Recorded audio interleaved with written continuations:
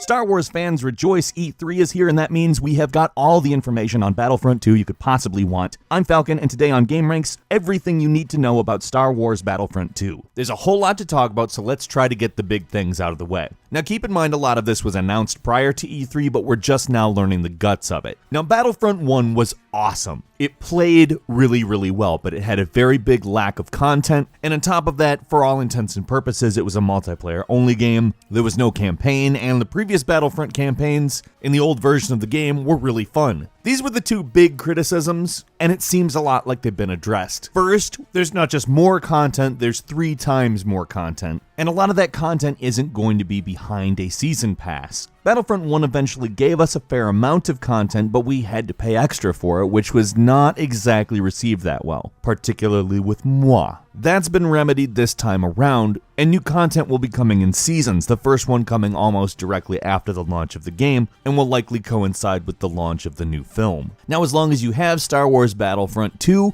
these seasons are going to be completely free. They stress that every single player who has Battlefront 2 will have access to the same characters, ground battles, space battles, classes, units, modes, etc. It's all the same for everybody who owns the game. And that is freaking phenomenal. You have no idea how happy it makes me that they are doing a game like this and you buy it and you have the full game. They don't cut it up and try to sell you more of it later. You buy it, and even though there is more content coming, you have it when everybody else does without spending more money. In other words, Star Wars Battlefront 2 is a full product. But we aren't confined to any specific era. For instance, just because the new content is going to have to do with The Last Jedi doesn't mean you're really stuck anywhere. Battlefront 2 is going to span from the prequel trilogy to the new trilogy. We've seen Darth Maul, we've seen Rey, Han Solo, Yoda, Chewbacca, and now we've fully seen the Assault on Theed battle itself and how it's set up. In fact, we have full confirmation on several planets from each era, including Naboo, Kamino, and Kashyyyk from the prequel trilogy,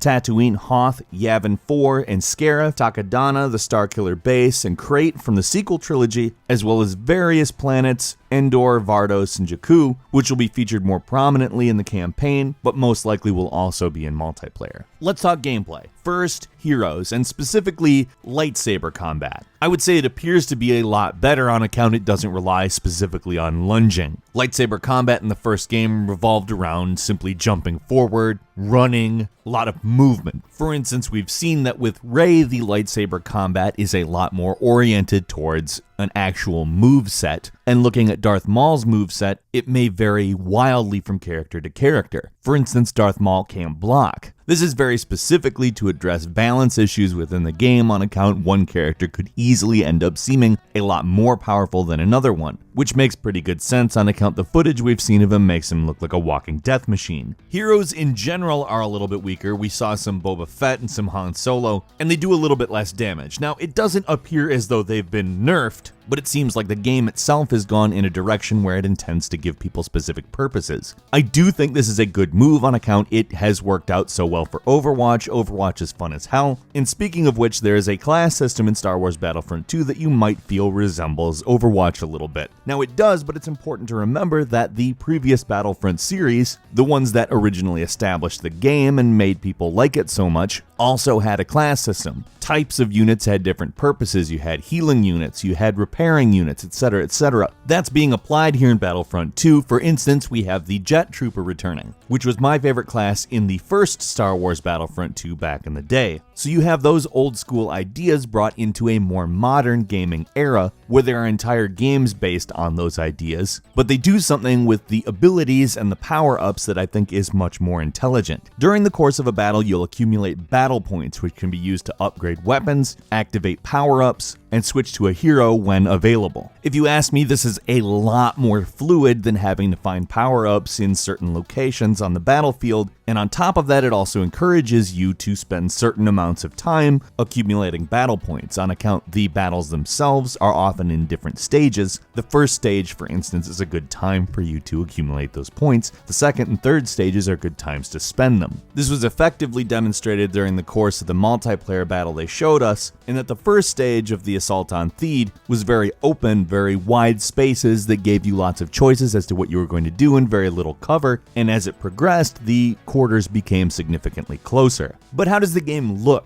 Well, let's just say the graphics in this game are somehow better than the first one. I didn't really estimate it was going to be a huge jump, but when you actually get to see Naboo in an interactive setting, I was in total awe of how lighting was handled, how the glossy surfaces differed from the textured surfaces, all the architectural details, the fact that blasters and lightsabers seemed to leave a dent or a scratch. In some ways it was cooler to see than in the actual film. The digital characters look really, really good. For instance, Rey's face looks like Daisy Ridley instead of like a weird hollow version of Daisy Ridley. And the single-player campaign protagonist, Inferno Squad Commander Iden Versio, has a unique look that makes me excited to play as her. It seems to me like they've managed to not just make every unit and person and character look interesting, but they all look badass and unique, distinguishing themselves from other various specific characters and classes. But they've also done a fantastic job of doing very detailed ships. For instance, we got to see AAT tanks and AT-RT,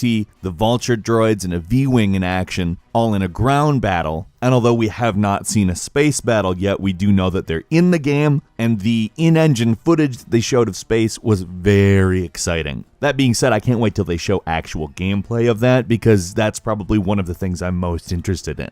Now, that's not to say everything is completely positive. There were a couple of things left out of the presentation that I think we need to go over. They aren't just giving us a bunch of free content after launch, just specifically because they're nice. There are going to be microtransactions within the multiplayer gameplay, and this extra content that it's going to be constantly releasing is meant to keep you interested in the game, so you come back and spend little amounts of money. Or big amounts, I don't know. Maybe you're that kind of person. Now, what we've yet to know is exactly what kind of effect this will have on gameplay. My hope is obviously that it doesn't create a pay-to-win situation in a game that you already paid $60 for, but I think even this is significant progress over the previous game's revenue model. All in all, it really looks like they listened to the fans, and even with those minor little dinks in the microtransactions, it seems like this is probably the Battlefront we all wanted in the first place. Or, and this might sound a little bit optimistic, but actually a better game than what we originally wanted. It basically seems like in every way they've improved upon the game and made it more detailed, streamlined some things, and it seems like pretty much every change will be a welcome one. Now, I did the before you buy on the first Battlefront, and the general thing I had to say was, this is a great game, there's just not enough game at all. I have to say, if it turns out that that has not been addressed, I will be utterly shocked. This seems like the real deal. I have to just say how freaking excited I am over this Star Wars Battlefront game. This is it. This is the Battlefront we have wanted. Or at least the Battlefront I have wanted. I don't know. Are you going to back me up on that? Meet me in the comments. If you have criticisms for it, I want to hear them as well. As always, we're super interested in your take. We like listening to the community. We like actually giving a crap about what everybody thinks. So I can't wait to hear from you in the comments. If you enjoyed this video, if you think we did a good roundup of what we learned about Battlefront 2, click the like button, and if you're not subscribed, now's a great time to do so because we upload brand new videos every single day. We thank you so much for watching this video. We are going to be covering E3 intensely. Keep your eyes peeled. I'm Falcon. You can follow me on Twitter at FalconTheHero, and we'll see you next time right here on GameRanks.